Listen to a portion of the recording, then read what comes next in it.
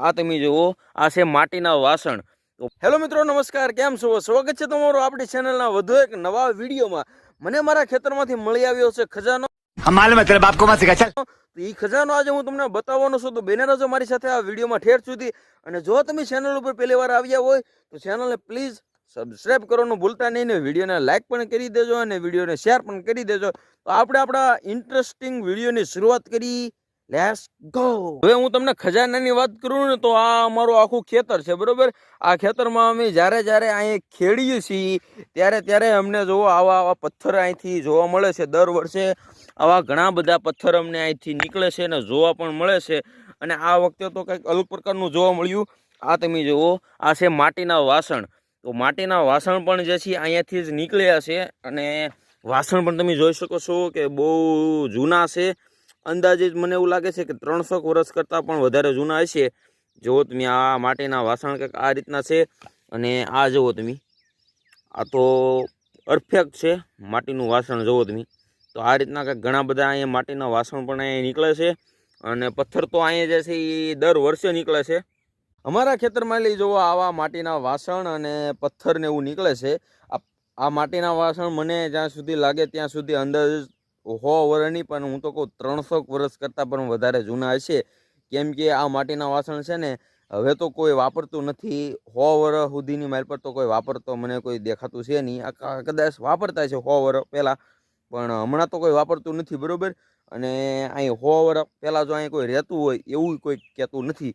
એ પહેલાં જ અહીં કદાચ કોઈક રહેતું છે વર્ષો પહેલાં, જ્યારે કંઈક શું કહેવાય બીમારી ને એવું કંઈક આવ્યું હોય તો એવા કોઈક માણસો અહીં રહેવા વીએ હોય, બરાબર। અને અહીં તો કોઈ રહેતું નથી। હવે જો કે અમે આમ આગળ રહી છીએ વર્ષોથી, પણ પહેલાં તો અહીં કોઈ રહેતું નહોતું, બરાબર। તો આ માટીના વાસણો છે એનો મતલબ એવો છે કે અહીં પહેલાં કોઈક રહેતું। બાકી તમે આ માટીના વાસણને જોઈને તમે અંદાજો લગાવી શકો છો કે આ માટીનું વાસણ ખરેખર તો જૂનું છે બહુ। આ કાંઈ હમણાંનું નથી। કદાચ 100 વર્ષ સુધી માનું તો છે જ નહીં।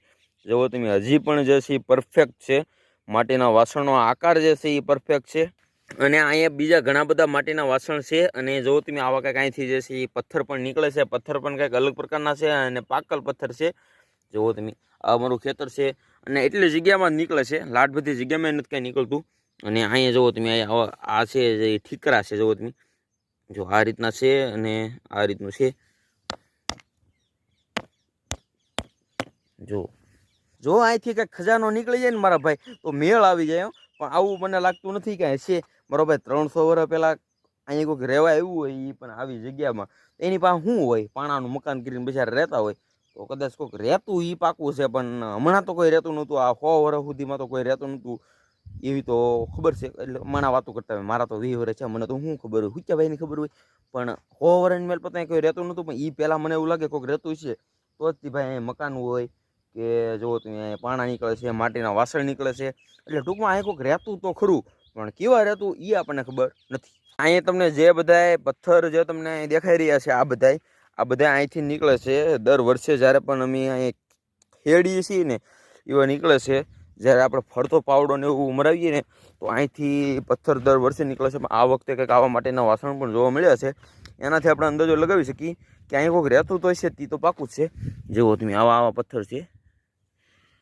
પથ્થરે પણ પાછા પાકલના પેટના છે। જોવાય છે હલડ બોમ્બ, કાંઈ ઘટે નહીં, જોરદાર પથ્થર છે। એવા ઘણા બધા પથ્થર નીકળે છે, એટલામાં જ નીકળે છે, એટલામાં જ લાટ જગ્યામાં કાંઈ નથી નીકળતું। તો અહીં કંઈ ખજાનો બજાનો હોય એવું કાંઈ મને લાગતું છે નહીં। જુઓ તમે, પણ અહીં કોઈક રહેતું હોય છે એ પાકું છે। પથ્થર તો નીકળે છે, જોવાય છે તો પથ્થર નીકળે છે। એટલે ભાઈ એવો બધો કંઈ ખજાનો તો નથી, પણ અહીંયા પહેલાં વર્ષો પહેલાં કોઈક રહેતું છે એવું અંદાજો લગાવી શકાય છે કે વર્ષો પહેલાં પણ અહીંયા કોઈક રહેવા આવ્યું છે। અને એવા તો જો કે કોઈનું કંઈ ખેતર ન હોય ને કાંઈ ન હોય, પણ વર્ષો પહેલાં કોઈકનું કોઈક અહીંયા રહેતું હશે એ વાત પાકી છે। બાકી માટીના આવા વાસણો હવે તો જો કે બંધ થઈ ગયા છે। હવે તો કોઈ માટીના વાસણનો ઉપયોગ પણ નથી કરતું। અને પહેલાંના સમયમાં જે છે એ લોકો માટીના વાસણમાંથી જે છે જમવાનું બનાવતા અને કેટલી વસ્તુ જે છે એ માટીના વાસણમાં કરવામાં આવતી, બરાબર। તો હવે તો જો કે સ્ટીલ ને તીન ને એવું બધું આવી ગયું છે, પણ પહેલાંના સમયમાં જે છે લોકો માટીના વાસણમાં બધું ખાવા પીવાનું બનાવતા। તો આવું જ હતું બધું. જુઓ તમે પહેલાંના સમયમાં. હવે તો જો કે બહુ ઓછા લોકો, 100માંથી 1 વ્યક્તિ કદાચ બનાવતા હોય તો બનાવતા હોય, ને હું તો કહું 1000 વ્યક્તિ કદાચ માટીના વાસણમાં ખાવાનું બનાવતા હોય તો બનાવતા હોય. બાકી હવે તો કોઈ નથી બનાવતું. આવું બધું છે. જો તમે પહેલાંના સમયમાં લોકો માટીના વાસણમાં ખાવા પીવાનું બનાવતા એટલે લાંબો સમય સુધી જીવતા. આવું બધું છે તમે જેવું. હજી પણ જો લોકો માટીના વાસણમાં ખાવા પીવાનું શરૂ કરી દે ને તો હજી પણ જે છે એ ઘણો બધો ફાયદો થઈ જાય. તો પહેલાંના સમયના લોકો જે છે માટીના વાસણમાં ખાતા પીતા તો એ લોકો બધું લાંબુ જીવતા અને એકદમ શું કહેવાય કે સ્વસ્થ રહેતા અને તંદુરસ્ત રહેતા. તો એનું કારણ હતું માટીના વાસણ. હવે તો લુપ્ત થઈ ગયા છે, કોઈનો ઉપયોગ જ નથી કરતું માટીના વાસણનો.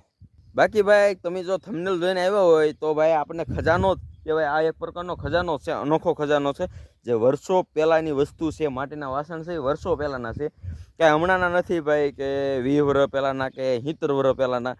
એટલા સમયના તો નથી, કેમ કે એટલા સમયથી તો આ ખેતર જેનું છે એની કિનેસ છે, તો એ પહેલાંના છે. એટલે અંદાજો તમે લગાવી શકો કે 100 વર્ષ કરતાં તો જૂના છે માટીના વાસણ.